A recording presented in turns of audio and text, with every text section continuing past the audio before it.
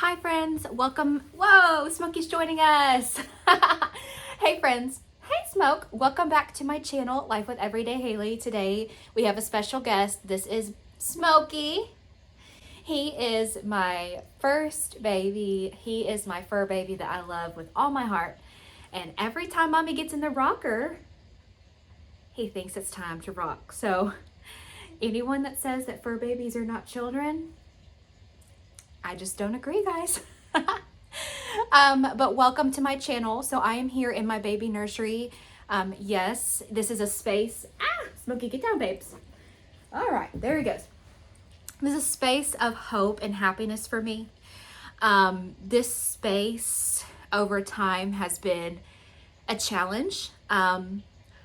Originally, it's a space of happiness, development, excitement of creation, of me being able to decorate and enjoy my baby nursery and the excitement of preparing for a baby to arrive. And then through my pregnancy loss journey, sometimes this room has become too difficult for me to be inside of or to keep the door open. But I'm making some progress, guys, emotionally and mentally and physically. And I am looking toward the future. And I think we all have to come to a point in our grieving journey to do that. So today I am in my baby nursery. To me, this room symbolizes hope. This room symbolizes goodness. This room symbolizes an amazing future in a beautiful room that I've created for my future child. So I am coming to you today from the nursery. And I am here to give you an update on my fertility journey and my battle with chronic endometritis.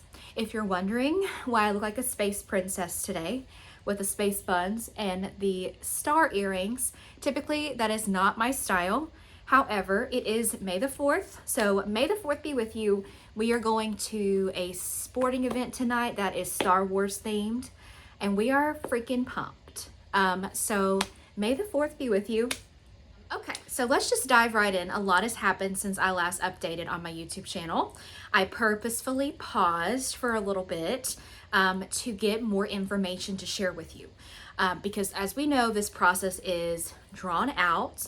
It's not a quick process of fertility, treatment, diagnosis, and some women can't just jump right back into trying to conceive again after a pregnancy loss, and that is me. So go to my channel to learn about how I was diagnosed with chronic endometritis after 2 early pregnancy losses and what that means for me. So I was diagnosed with chronic endometritis through a recurrent pregnancy loss workup at my fertility clinic. Most all testing has come back very positive for me and my husband. Actually, we have nothing else in our testing signifying why we've had some of the struggles that we've had with miscarriage and early miscarriage very close together. So when we got the results of chronic endometritis, my doctor had explained to me, we really want to make sure we biopsy you for this because this could be a reason for the reason you've had losses consistently. And when it came back positive, we were both shocked because all of our other testing has come back really good. So what is chronic endometritis? I did share this in previous videos, but just a little reminder. It is a chronic inflammation of your intrauterine lining called your endometrium. Anytime that area of your uterus and your womb is inflamed, there can be all kinds of issues with miscarriage or even chemical pregnancy losses or failure to implant with IVF or not get pregnant. Like women identify with all kinds of different portions of the spectrum at different phases of their journey, and it's just really eye-opening. So again, if you're a woman like me that has had recurrent pregnancy loss, unexplained reasons why, maybe you're getting pregnant quickly but then miscarrying very early in your first trimester, talk to your doctor. If an OB will not listen, like I specifically had to get this test done at a fertility clinic, not at an OB setting, seek help somewhere else. Advocate for yourself. I was the kind of patient that knew, like, after 2 losses really close together within 6 months of each other, and also within 6 months of me trying to conceive, I just knew something was wrong. So I decided and go ahead and seek some fertility guidance before we decided to move forward. Like, for me, losses are such a challenge, and so, like, emotionally just traumatic and draining, that I didn't want to experience anymore if I could help it. So again, I will preach advocate for yourself, advocate for yourself, advocate for yourself. That is the best thing that you can do for yourself in this time. You don't have a lot of control over what's going on with your body, but you can advocate for yourself as a patient, okay? So you're diagnosed with this through an endometrial biopsy. And again, it is a chronic inflammation of your intrauterine lining, usually caused by a microbiome imbalance, where instead of having healthy bacteria dominating in your uterus in a healthy environment, you have bad bacteria dominating, taking over. Good bacteria is sometimes not even existent. This can create a lot of inflammation, some micro polyps, and just not a good atmosphere for implantation. And if your pregnancies implant, oftentimes they don't progress very long. As we know, as I'm an example, my first pregnancy was a chemical pregnancy loss, very early, like 5 weeks, 5.5 weeks, and something just didn't go right. We know that chemical pregnancies are associated with implantation type failures. And then my second loss, my pregnancy did implant, which is amazing. I'm thankful for that. However, I had a very early loss where the pregnancy just stopped developing at 6.5 weeks, which is common for chronic endometritis. And I had a missed miscarriage. So again, that's unfortunate. It is my story. Okay, so I got diagnosed through my first endometrial biopsy. I also have a video on my channel about how that went. Those are not pleasant procedures. However, women in this space are warriors. They are brave. They will do what they can to have a child. And that's where I'm at. So I am no longer afraid of pain. I am no longer afraid of really anything. Like, I am willing to do what I have to be a mom, and I have overcome my fears in this space. It is how I feel. The only true fear that I do still struggle with is when I get pregnant again, what's going to happen. But we'll get to that as we go. So my first biopsy showed that I had 9 plasma cells, and I also had it's called a CD138 biopsy, and it specifically is a stain that checks for plasma cells. Plasma cells should not be in your uterus. Plasma cells are a type of cell your body produces that signifies inflammation. So I had 9 plasma cells, so a low grade inflammation of the uterus, very typical with chronic endometritis. And in a typical normal patient, you should not really have more than like 3 or 4 plasma cells. Sometimes you can have a few, and that can be okay. So I've been researching that some inflammation is actually what your body needs for implantation. But that's like the normal range. So we knew that I had a problem. And so what I did, and I also got a culture, I got 2 cultures done. They cultured the tissue sample for anaerobic bacteria, which they didn't find any in my first biopsy. And then they also tissue cultured for like what the pathogen bacteria would be. For that result, I got rare mixed positive bacteria. So I think that means like rare mixed versions of gram-positive bacteria, but nothing really dominated the stain. And so the way my doctor interpreted it to me was, you have a microbiome imbalance in your uterus. You have bad bacteria dominating. You don't have good bacteria showing up, and you've got inflammation. So I fit the standard protocol and diagnosis of chronic endometritis. So I was like, wow. So chronic endometritis, again, means that it's been there for a long time, specifically because mine was like low grade inflammation, low grade infection. Even my white blood cell counts were never really high. Acute endometritis would be like a really intense version of this and can cause you to have to be hospitalized potentially and have IV antibiotics and a lot of symptoms. That's another version of endometritis. I won't get into that today because I currently don't have that. But chronic is when it's like an underlining issue that women don't know about, and then when they go to have a baby like they want, they're having recurrent pregnancy loss. So there is a Facebook group I've joined about endometritis, and I've learned a lot. I've talked to a lot of women on there that have very similar stories as me. So it is reassuring, and it is just like helpful just to have a diagnosis or an answer potentially. I mean, in this space, anytime you get an answer, you like if you've had recurrent loss, for me at least, like an answer is important, but like it's hard to believe, unless I clear this and have a successful pregnancy, it might be hard for me to like really believe that like, oh, this was truly the reason. I don't know. That's just where my mind is right now. It just feels like a lot.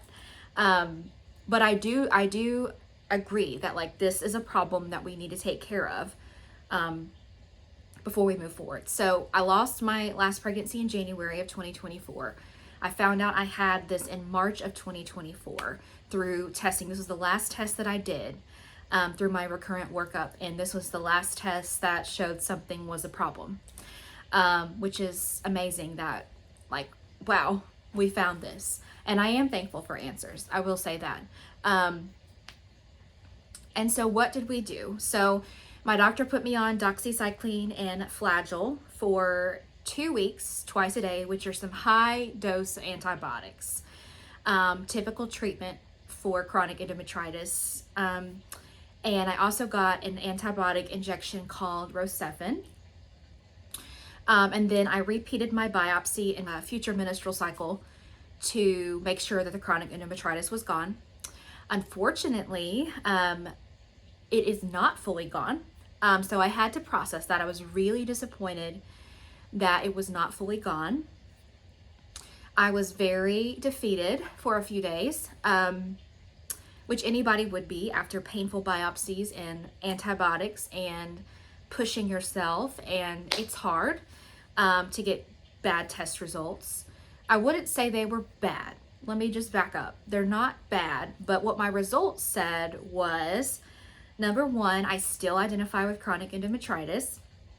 My plasma cell count went down, so that's good. That shows that my body is reducing the inflammation. So I went from 9 to 6 plasma cells.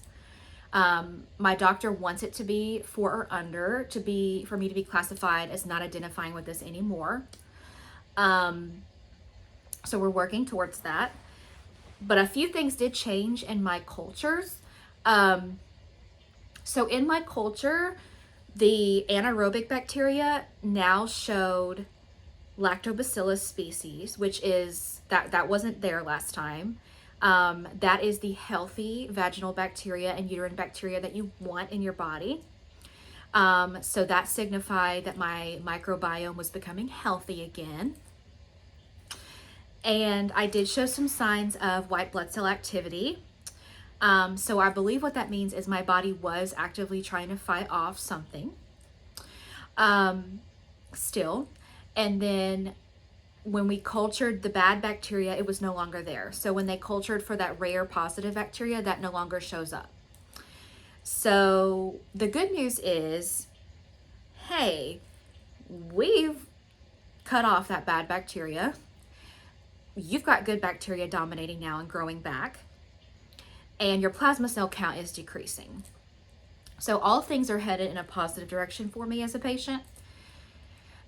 But what we would have wanted was no more plasma cells, like completely clear diagnosis. So basically I have some residual inflammation, which can be common in my circumstance. It is common for women to need additional rounds of antibiotic treatment. So I'm not like freaking out right now, like, oh my gosh, what the heck? Like I knew that there was I learned a lot of this from the Facebook group, but I knew there was a potential for additional antibiotics to be needed. And like this can be such a big issue. Like obviously it doesn't just clear easily, that it takes a while to get rid of it. So it kind of just confirms my feelings that this is why maybe I've had my losses, like something really big that's difficult. Like my body couldn't clear this on its own, and my body was out of balance. So what we've done is we've restarted the Doxy and the Flagyl for 2 more weeks. So that's a whole month. And my doctor feels that, you know, this will clear anything that's still remaining that we may not have picked up on. And also, I did get another Rocephin shot this week. So I am treating this as aggressively as I can, following my doctor's guidance. There's a few things I've done that I think have led to success or to my body responding well. And that is the fact that through my chronic endometritis journey and research on the Facebook group, I have implemented some probiotics into my daily routine. So just to give you a little snippet of that, I have paused my trying to conceive supplements while I'm on my antibiotic therapy. I didn't want anything to interact or interfere with my antibiotic therapy for something so important. I also paused my rheumatoid arthritis treatment during this time under the guidance of my doctor. But I'm going to show you 2 probiotics that I've implemented into my daily routine that I do think have helped me balance my microbiome back to a healthy state. And again, I will continue through my antibiotic journey and then after my antibiotics are concluded, now that I know that I'm a patient that struggles with having a healthy uterine and vaginal microbiome. And so let me show you those. Okay, so I take an oral probiotic. This is the Women's Physician's Choice probiotic from Amazon. A wonderful probiotic.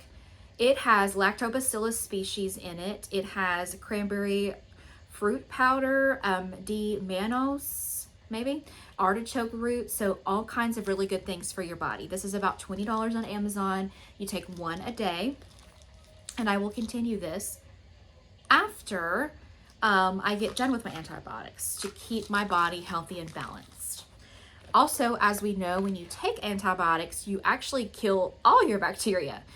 So you have to work to replenish that. So anytime you take antibiotics, I've learned my lesson to make sure to follow up with probiotics. So I am taking this during my antibiotic treatment for CE, and I will take it after as well. The second thing I've been taking is a vaginal suppository probiotic called Vagi Bloom.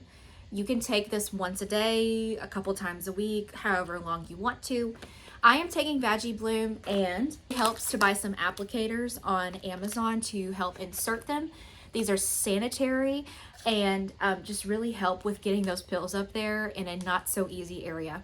And these are also great for progesterone supplements in pregnancy. I haven't gotten there yet, but I hope to soon. So this probiotic is awesome. Again, it is a suppository. I take it every day and just basically lay down when I take it because it does have to dissolve into a very sensitive area.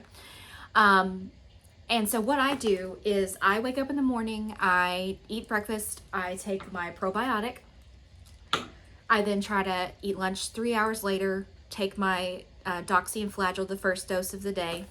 And then around 8 p.m.-ish, I kind of lay down for the night and do my suppository. I let that, dissolve for about 30 minutes before I walk around and get up. And then I eat a little snack around 11:30-ish at night, and then I take my nightly antibiotics. I try to space them out 12 hours in between. So, and you definitely want to space out your antibiotics with your probiotics. Don't take them together. You don't want to have anything, get in the way of your antibiotic treatment. These suppositories are very friendly. Like, I've had no side effects other than discharge afterwards for a few hours, and then it goes away. And this leaves your female area smelling like a garden. So that was another side effect that I wasn't too used to at first. I was like, what? Why do I smell like a vegetable garden? Like when I go to the restroom, it's just part of it. So anyways, again, my doctor did not suggest I do probiotics for CE, but I have been researching that this can really help women, just give your body an additional boost to get that healthy microbiome back balanced. And my doctor didn't tell me I couldn't do it. You can advocate for yourself as a patient. So those are my probiotics. One other thing I wanted to show you is I found this on Amazon. This is a pill organizer. I love this. All of these products are linked on my Like to Know It. So if you would love to shop my page, I will share that below. But this is awesome. So I do it like in the beginning of the week and lay out my pills for the day. It helps so much with busy schedules just to pop the one tab, take what you need and go. So if you are a person like me taking a ton of supplements, antibiotics, suppositories, whatever else, look into something like this because it's made a big difference and they're not that expensive. Okay, so that is my chronic endometritis update.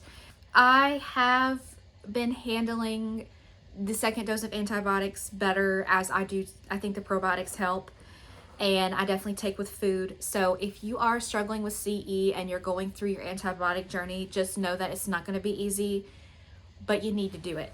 And so I am waiting to hear from my doctor if I'm going to have to do a third biopsy. I know that to check to make sure the CE is gone. I know that they kind of don't like to do too many biopsies. They don't want to cause any scarring. I will leave that up to her guidance. I do trust my doctor. So I will contact them when my antibiotics are done and say, hey, like, what's the next step? So I'm under the impression, I'm hopeful that if we clear this, we can start trying to conceive again. And yeah, maybe we'll have success after it's cleared. It's really hard to be in my shoes. I don't wish it upon anyone. It's very scary. I think my biggest fear is, am I going to face this again? You know, I don't know. But what I do know is that God loves me. He has a plan for me. He has guided me this far and he won't stop now. He helped me get pregnant. He helped me experience the feeling of pregnancy and love for a child. And he knows the desire of my heart to be a mom. And I believe that he'll make that happen one way or another. So that is my update with chronic endometritis. If you have any questions about the diagnosis, please let me know. I will try to keep you updated. And again, if you suspect you may identify as a woman with this condition, please advocate for yourself and find a physician that will test you for chronic endometritis. Thanks so much. Have a great day.